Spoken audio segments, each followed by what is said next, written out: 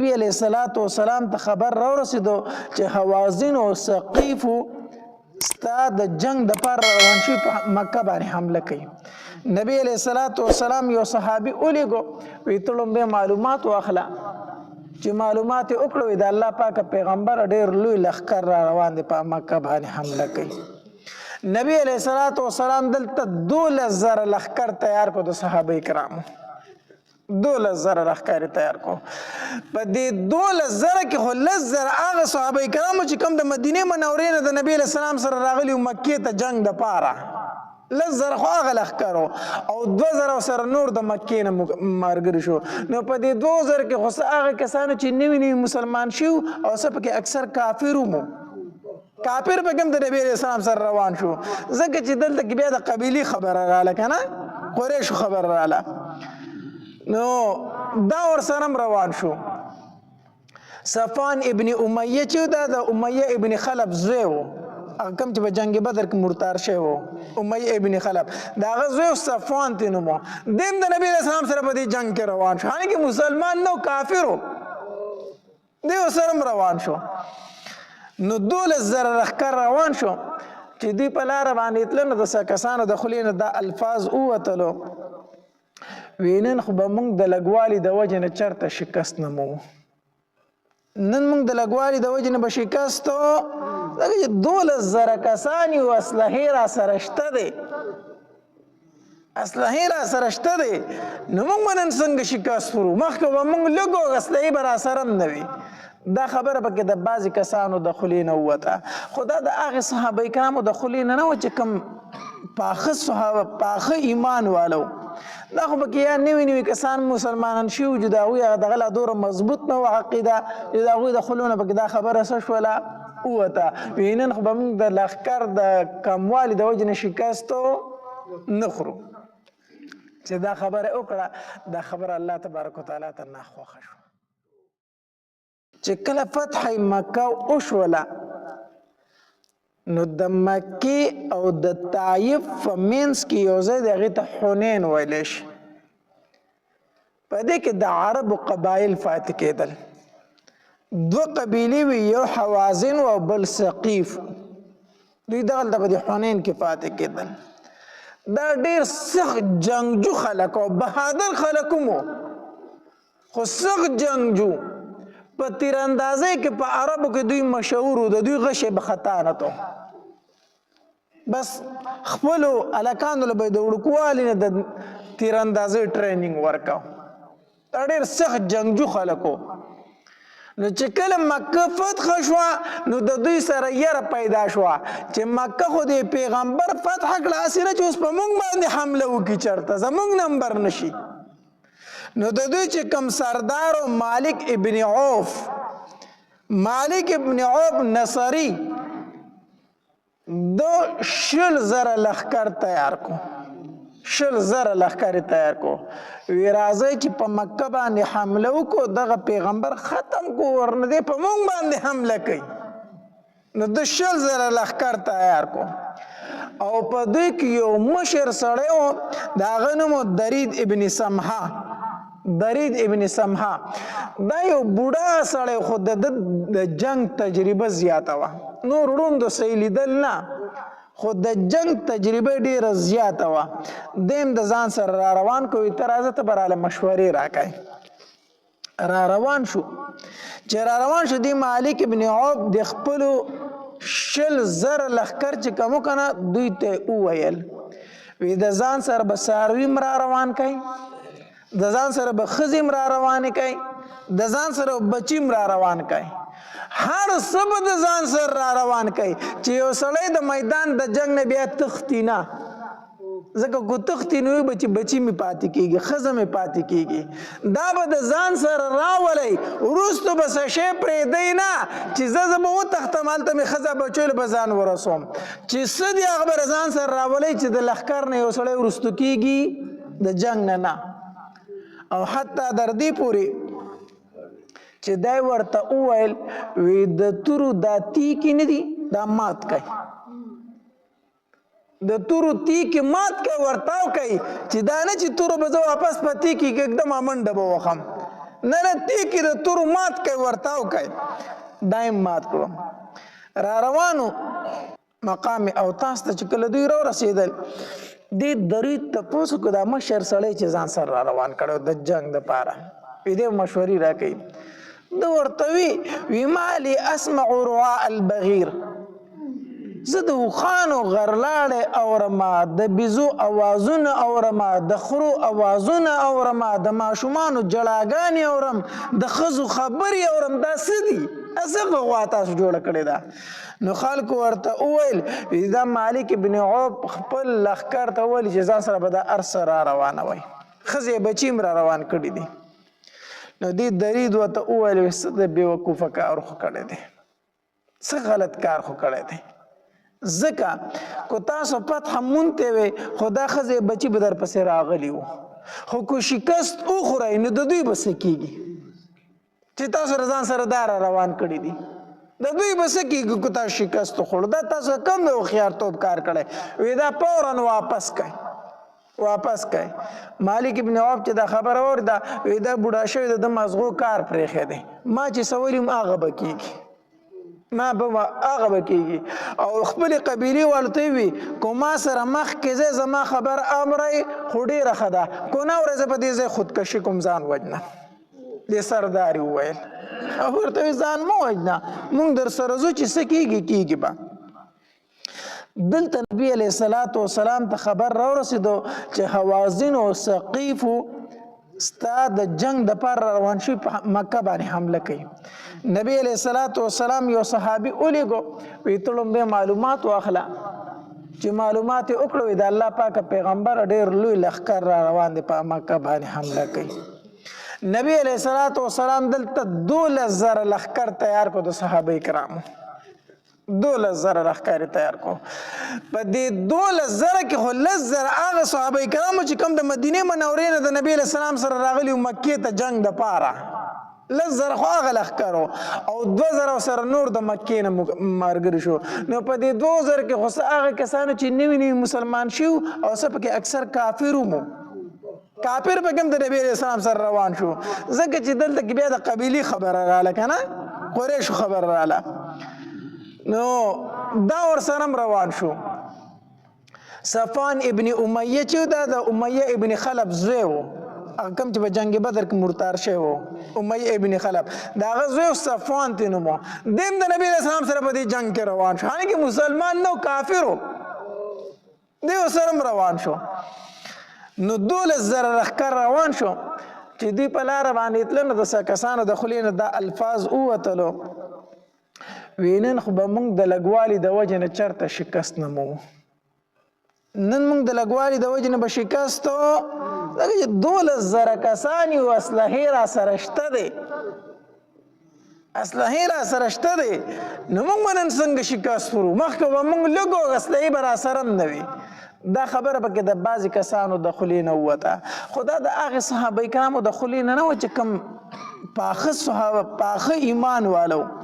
دا خو پکې یا نوي کسان مسلمانان شوي چې د هغوی دغه لا دومره مضبوط نه وه عقیده چې د هغوی د خولو نه پکې دا خبره څه شوله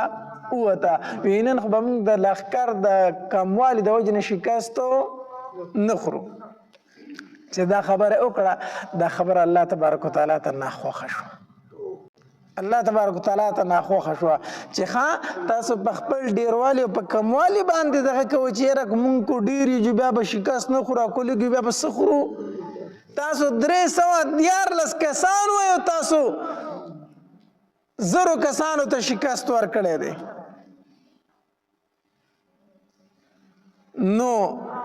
د بعضې کسانو د خولې پکې دا خبره وختله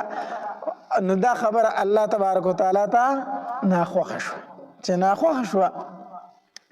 د هغې اثر په نورو صحابه کرامو باندې هم وشو دا خبره یاد وساتئ چې د مجلس اثر وي د مجلس وي اثر وي ستا ملګري نیکان وي په تا باندې به د الله رحمتونه وي خو که ستا په ملګرو کې یو بد سړی وي که نه د هغې نقصان ګورې تا ته رارسي اګر چې ته په خپله بد نه یو ځل نبی علیه الصلاة والسلام په مانځه باندې ولاړ او مونځ یې کو نو په قرات کې لږ ګډوډ شو قیرت کې ګډوډ شو. نو چې نبی علیہ الصلوۃ والسلام سلام وګرځاو نو په ما پسې داسې کسان ودرېږي چې هغه اودس په سمې طریقې سره نه کوي نو بیا د هغې اثر په موږ باندې هم وي. نبی علیہ السلام فرمایل چې د هغې اثر بیا په موږ باندې هم وي، زما په تلاوت کې بیا ګډوډوالی راځي. نو دا مطلب نه چې به نبی علیہ السلام پسې شاته بیا اودسه خلک ولاړو، خو داسې څه کسان پکې ولاړو چې هغه اودس په ښې طریقې سره نه و کړی، په ښې طریقې سره. نو د هغې اثر په نبی علیہ السلام وشو. نو نبی علیہ السلام وفرمایل وی داسې کسان راپسې شاته ولاړي چې د هغې اثر بیا زمونږ په تلاوت کې راشي. د دې وجې نه چې ستا سره ښه ملګري د هغې اثر به هم پتا کېږي، بد ملګري د هغې اثر به هم پتا باندې کېږي. نو په دغې لښکر کې څه داسې کسانو چې د هغوی د خولې دا الفاظ ووتل چې وینن به موږ د لږوالي د وجې نه څه نه خورو؟ شکست نه خورو. دا خبره د خولې نه ووتله. نبی علیه الصلاة والسلام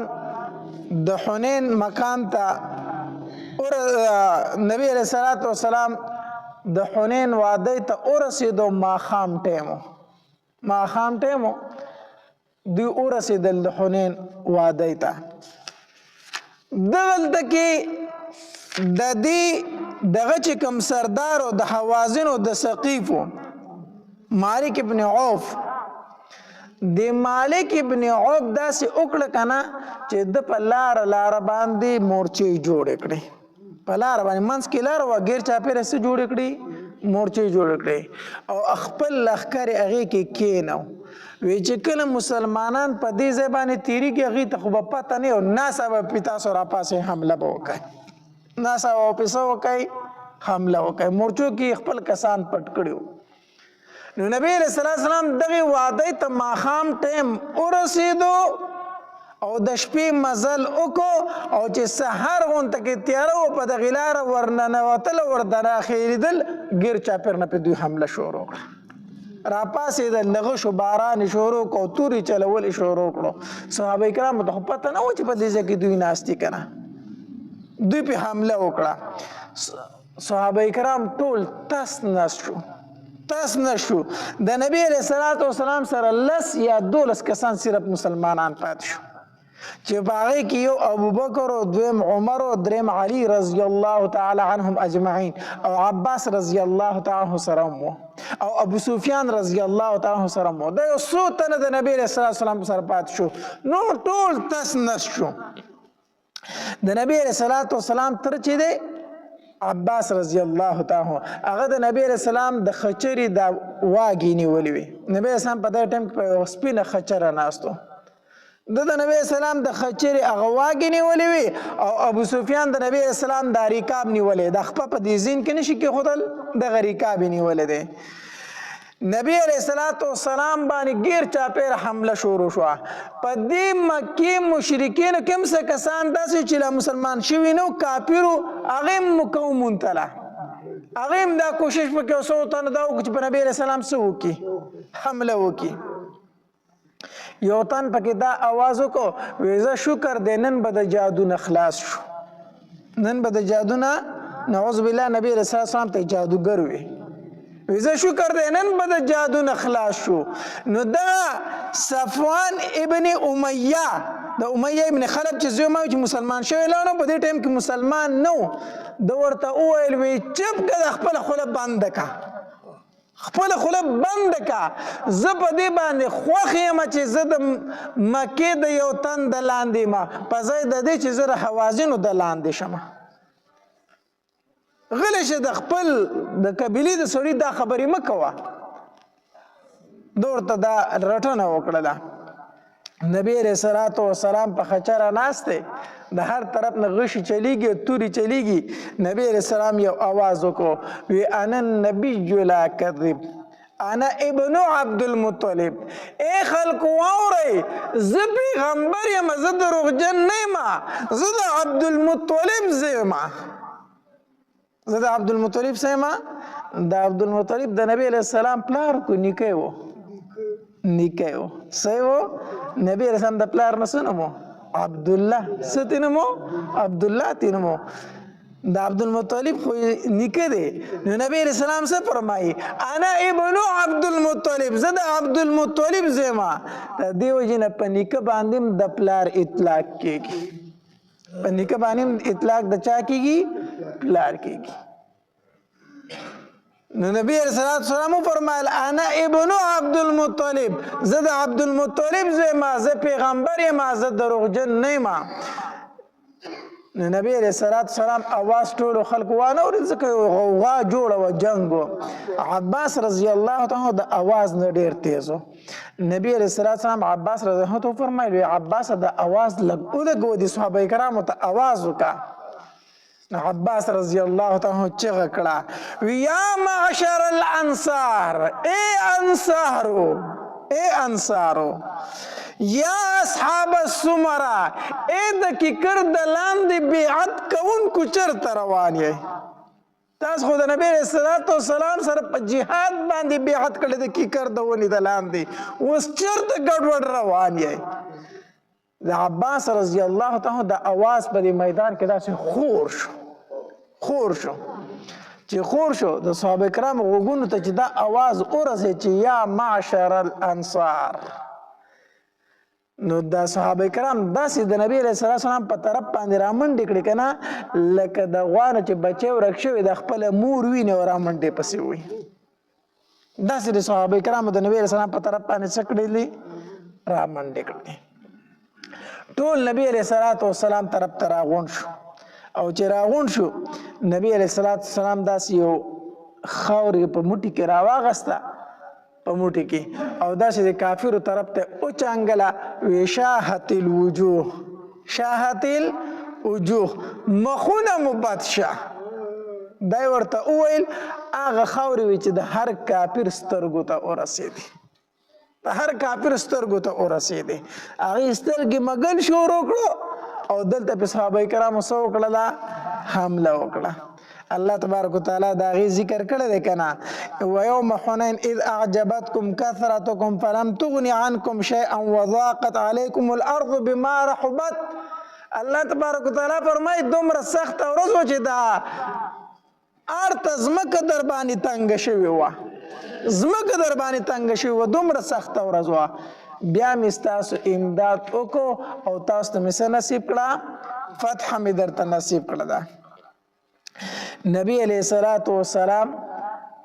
صحابه کرامو حمله وکړه په کفارو باندې، ټول کافر وتښتېدل، تاس نشو یو خوا بل خوا لاړو، یو خوا بل خوا لاړو،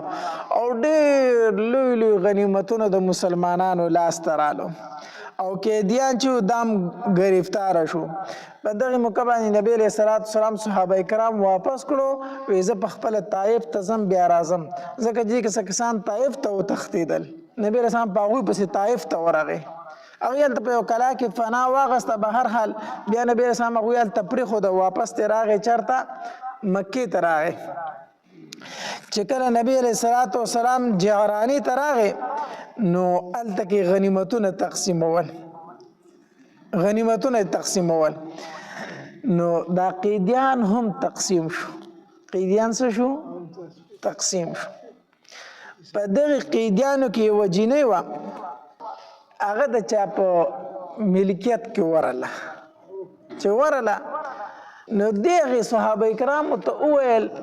وی زما نوم شیما دی او زه ستاسو د دې پیغمبر خور یم،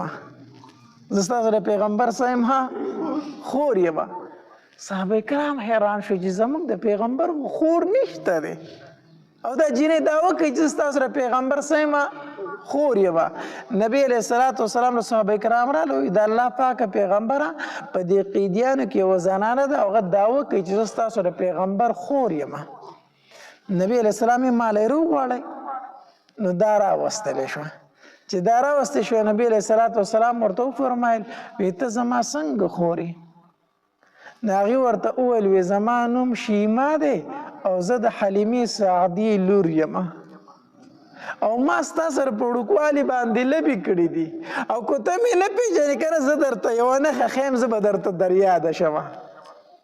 نبی علیہ السلام ورته وفرمایل وی څه نښه ده؟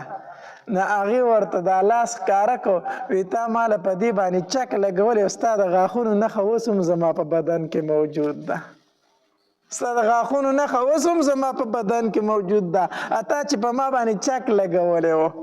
نبي علیه صلات وسلام چې هغې ته وکتل که نه نو نبي علیه صلات وسلام وپېژندوي او دا زما خور ده دا زما رضایي خور ده او نبی علیه الصلاة والسلام فورا پاسېدو خپل څادر یې خور کړو هغې باندې ځان سره کېنوله دا یې ځان سره کېنوله او نبی علیه السلام چې هغې ته وکتل خپل لوکوالی ورته رایاد شو ډېر زیات خوشحاله شو بیا داسې ځمکې ته کتل چې سر یې اوچت کړو سترګو یې داسې اوښکې بهېدې د نبی علیه السلام د مبارکو سترګو نه اوښکې روانې دي هغه خپل وخت ورته رایاد شو هغه خپل وړوکوالی ورته رایاد شو نبی علیه السلام صحابه کرامو ته وفرمایل وی دا زما خور ده دا شیما ده دا د حلیمې سعدي لور ده دا آزاده کوي دا آزاده کوي صحابه کرام وفرمایل د الله پاک پیغمبر دا آزاده ده نبی علیه السلام د شیما ته وویل وی خورې ما سره پاتې کېږي او خپلې قبیلې له ځي ما سره پاتې کېږي او خپلې قبیلې له ځي دې ورته وویل وی د الله پاک پیغمبره زه خپلې قبیلې له ځمه مسلمانه شوه او زه ځم خپلې قبیلې له نبی علیه صلات وسلام ورته وفرمایل وی ټیک ده دا چې کله رخصتېده نبی علیه صلات وسلام ورته اوښان ورکړو بیزې ورله ورکړې او 3 وله غلامان ورکړو او 1 ورله وینځه ورکړه دا هر څه یې وله ورکړو دا به ستا خدمت کوي ته زما خورې تا په ما باندې حق دی دا د نبی علیه صلات وسلام اخلاق مبارکو داسې بیانات اورېدلو لپاره زموږ د یوټیوب چینل واجد اسلامیک سټوډیو سبسکرایب کړئ په دې به تاسو ته انشاءالله العزیز ښایسته واقعګانې او بیانات میلاویږي او د ګنټې د نشان سره کلیک کړئ تاسو ته په دې باندې په ډیلي بیسس باندې نوي بیانات مخې ته راځي او د خپلو ملګرو سره لازم د ثواب په نیت باندې شریک کړئ کمنټ کې ماشاءالله